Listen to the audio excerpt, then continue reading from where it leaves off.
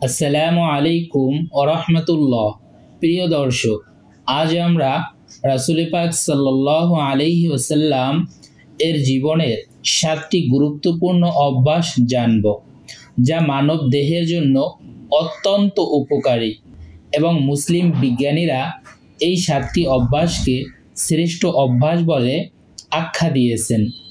আমরা একে একে করে এই 7টি গুরুত্বপূর্ণ অভ্যাস জেনে নেই। তবে শুরুতেই বলে রাখি, যারা আমাদের চ্যানেলটি সাবস্ক্রাইব করেননি অবশ্যই চ্যানেলটি সাবস্ক্রাইব করে দিবেন এবং এই 7টি গুরুত্বপূর্ণ অভ্যাস যদি আপনার ভিতরে থেকে থাকে তাহলে কমেন্টে আলহামদুলিল্লাহ লিখবেন, আর না থাকলে ইনশাআল্লাহ লিখবেন। 1 নম্বরে সকাল সকাল ঘুম থেকে জাগ্রত হওয়া।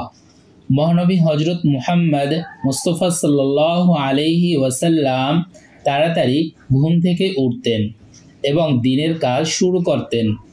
আজ বিজ্ঞান প্রমাণ করে যে সকালবেলা ঘুম থেকে জাগ্রত হওয়া মানুষের মধ্যে প্রোডাক্টিভিটি অনেক বেশি থাকে এবং সেই সঙ্গে যারা দ্রুত ঘুম থেকে ওঠে তাদের হতাশা কিংবা দুশ্চিন্তাগ্রস্ততা হওয়ার সম্ভাবনাও অনেক কম থাকে।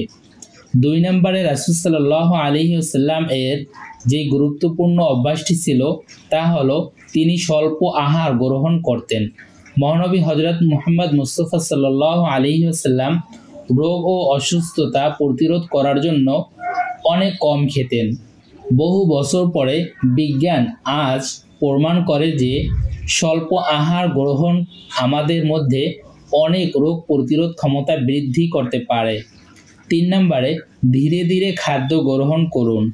খাওয়ার পরে মস্তিষ্কের সংকেত আসতে 30 মিনিট সময় লাগে, তাই অনেক সময় দেখা যায় পেট ভরে খাওয়ার 30 মিনিট পর মানুষের কাছে অস্বস্তি বোধ হয়, কারণ সে খুব বেশি খেয়ে ফেলেছে। তাই পেট খালি থাকতেই খাওয়া বন্ধ করা উচিত। দেখবেন 30 মিনিট পরে আপনার মনে হবে আপনার পেট পূর্ণ হয়ে গিয়েছে। অথবা ধীরে ধীরে খাবার গ্রহণ করতে পারেন, যার ফলে আপনি বুঝতে পারবেন আপনার পেট ভরে গিয়েছে। 4 নম্বরে পরিবারের সঙ্গে খাবার খাওয়া। আমাদের প্রিয় নবী হজরত মুহাম্মদ মুস্তাফা সাল্লাল্লাহু আলাইহি ওয়াসাল্লাম সব সময় পরিবারের সবাইকে একসঙ্গে সাথে নিয়ে খাবারের ব্যাপারে উৎসাহিত করতেন। আজ বিজ্ঞান বলে যে পরিবারের সবাই একসঙ্গে খাবার খেলে অনেক মানসিক চাপ কমে যায়। 5 নম্বরে যে অভ্যাসটির কথা বলবো তা হলো 3 শ্বাসে পানি পান করা। মহানবী সাল্লাল্লাহু আলাইহি ওয়াসাল্লাম 3 শ্বাসে পানি পান করতেন। এটা একটি সুন্নত। আজ বিজ্ঞানীরা দাবি করে যে একসঙ্গে পানি পান করলে আমাদের ব্লাড এর ইলেকট্রোলাইট গুলো ইনজুরি হয়ে যায়। এর ফলে মাথা ব্যথা, মাথা ঘোরানো এবং ভারসাম্যহীনতা সৃষ্টি হতে পারে। আর 6 নম্বরে যে অভ্যাসটির কথা বলবো সেটি হলো রোজা রাখা। রাসূল পাক সাল্লাল্লাহু আলাইহি ওয়াসাল্লাম মুসলমানদেরকে রমজান মাসে রোজা রাখতে বলেছেন এবং তিনিও নিয়মিত রোজা রাখতেন।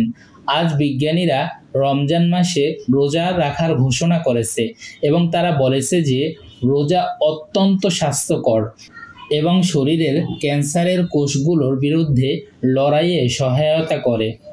7 নম্বরে সুস্থ থাকা। ইসলামের 5টি স্তম্ভের মধ্যে 3টিই মানুষকে শারীরিকভাবে ফিট এবং সুস্থ রাখে।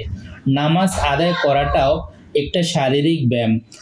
মহানবী হজরত মুহাম্মদ মুস্তাফা সাল্লাল্লাহু আলাইহি ওয়াসাল্লাম এর অভ্যাসগুলো যদি পালন করতে পারি তাহলে একই সঙ্গে তার সুন্নতের অনুসরণের পাশাপাশি আত্মিক পরিশুদ্ধির পাশাপাশি শারীরিকভাবেও সুস্থ ও সবল থাকতে পারবো। আল্লাহ তাআলা আমাদের সবাইকে তাওফিক দান করুন যেন আমরা রাসূল পাক সাল্লাল্লাহু আলাইহি ওয়াসাল্লাম এর বর্ণিত এই 7টি বিধান মন প্রাণ দিয়ে গুরুত্বের সাথে পালন করতে পারি এবং দুনিয়া ও আখিরাতে কল্যাণ হাসিল করতে পারি। আমিন। প্রিয় দর্শক, এই ছিল আজকের ভিডিওটি ভালো লাগলে অবশ্যই চ্যানেলটি সাবস্ক্রাইব করে বেল বাটন অল বাজিয়ে দিবেন। ভিডিওটিতে একটি লাইক দিবেন এবং কমেন্টে আমিন লিখবেন এবং অন্য মুসলিম ভাই বোনদের কাছে ভিডিওটি শেয়ার করে দিবেন।